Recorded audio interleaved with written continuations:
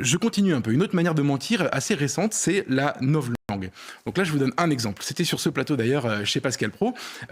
L'imam Iqiyoussen ne s'est pas enfui au nez à la barbe des policiers qui étaient censés le récupérer pour ensuite pouvoir l'expulser. C'est l'islam radical qui est en fuite et c'est une bonne nouvelle. Ça, c'est Gérald Darmanin qui dit ça ici même. Donc on est sommé d'applaudir presque cette bonne nouvelle.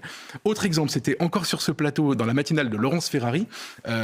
Juste après l'Ocean Viking, Olivier Véran, le porte-parole du gouvernement dit l'Ocean Viking, ce n'est pas un fiasco, c'est l'état de droit.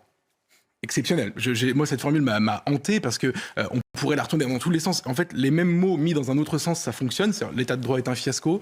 L'état de droit nous conduit au fiasco, ça marche. Mais c'est pas un fiasco, c'est l'état de droit. Voilà, il a inventé ça, c'est exceptionnel.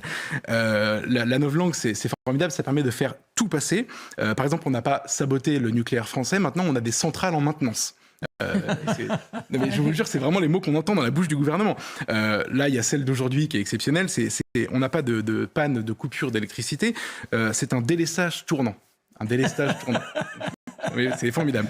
Les gens n'ont pas froid. Ça, c'est Agnès Pannier-Runacher, la ministre de la Transition énergétique. Les gens n'ont pas froid. Ils sont en situation de sobriété énergétique subie. Ouais. Et non, mais on a tendance à les oublier, mais elles sont formidables. Et puis il y a la dernière que j'aime beaucoup, c'est Gérald Darmanin qui dit qu'un avion est parti vers le Mali avec plusieurs migrants de l'Ocean Viking à son bord expulsés. Ils étaient 2, évidemment, mais seuls les esprits chagrins l'auront remarqué. Autre manière de mentir, et ça c'est quelque chose aussi qui me frappe beaucoup dans la situation en ce moment, c'est de miser sur l'amnésie des gens. Emmanuel Macron promet en 2019 d'exécuter 100% des OQTF, les obligations de quitter le territoire français, avant la fin de son quinquennat. Promesse renouvelée 2 ans plus tard par son ministre de l'Intérieur qui dit on va y arriver, non seulement c'est un objectif, mais on va le faire. À la fin du quinquennat, ils sont à 6% et personne n'en parle. On a dû se battre pour essayer de faire exister ce sujet dans le débat public et cette promesse non tenue, ce mensonge en réalité, parce qu'au moment où ils le disent, ils savent qu'ils ne pourront pas le faire, on ne leur en tient jamais rigueur.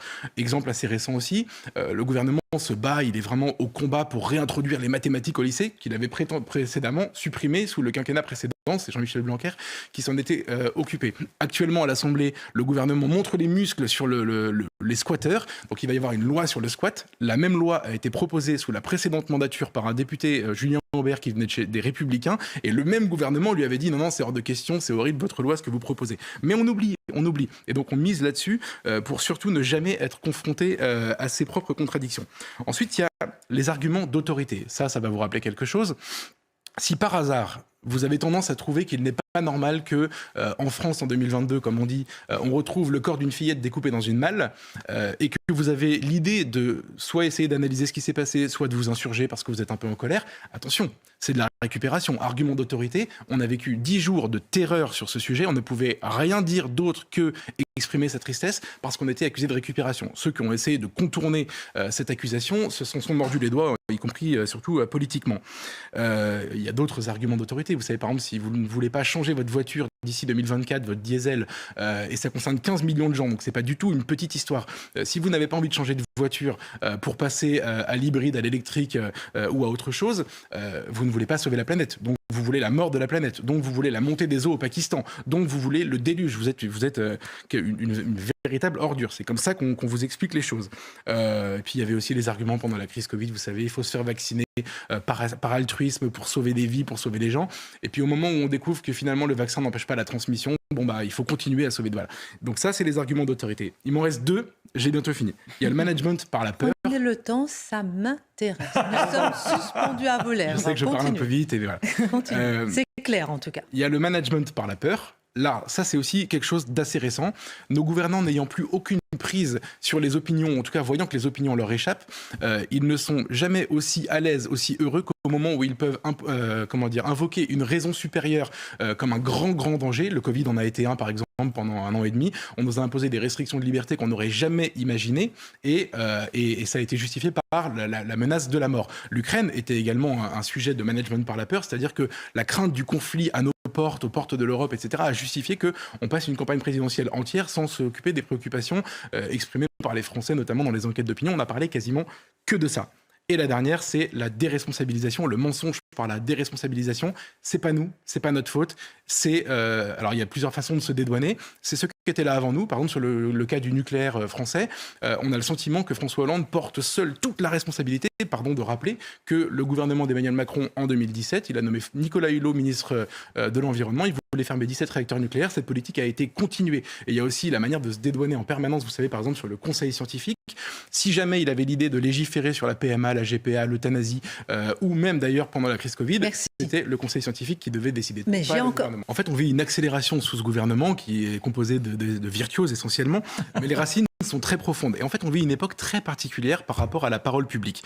Vous savez, le politique a abdiqué. Alors, en fait, ils ont de moins en moins de pouvoir et surtout, ils ont un peu abdiqué leur capacité à, comme disait Mitterrand, à changer la vie. C'est le propre de la politique, normalement, chercher le bien commun en améliorant la condition de ses citoyens. Ils n'ont plus la prise sur cette réalité-là. Guillaume Bigot vous expliquerait que c'est à cause de l'Union européenne. Il y a beaucoup de raisons qu'on pourrait analyser. C'est un autre débat. Et donc, ils se sont concentrés sur le fait d'être vertueux, transparent. On a créé, par exemple, la haute autorité pour la transparence de la vie publique. On a créé le parquet national financier. Aujourd'hui, on fait démissionner en un claquement de doigts une ministre. C'est arrivé la semaine dernière dans l'indifférence générale parce qu'elle avait mal estimé son patrimoine, qu'elle avait un différend avec cette fameuse haute autorité. On flingue des candidats à la présidentielle sans aucun problème pour des histoires de costumes, etc. Ils offrent leur vertu et leur transparence à la population, mais en revanche, il n'y a jamais aucune demande qui est, en tout cas rien qui est offert à la population sur la notion de vérité et de responsabilité. Donc je vous donne juste un exemple, on patauge en plein mensonge et après le Covid, aucune démission, après le Stade de France, aucune démission, après l'Ocean Viking, aucune démission, après l'affaire Lola, aucune démission. On passe notre vie à se plaindre de vivre dans un monde de post-vérité où on va traquer la fake news, mais la notion de vérité est absente du débat public et on n'interroge jamais les politiques sur cette notion-là. Moi, je vais juste terminer en paraphrasant, vous savez, Baudelaire qui parlait du diable. En réalité, la plus belle des ruses du mensonge est de faire croire qu'il n'existe pas.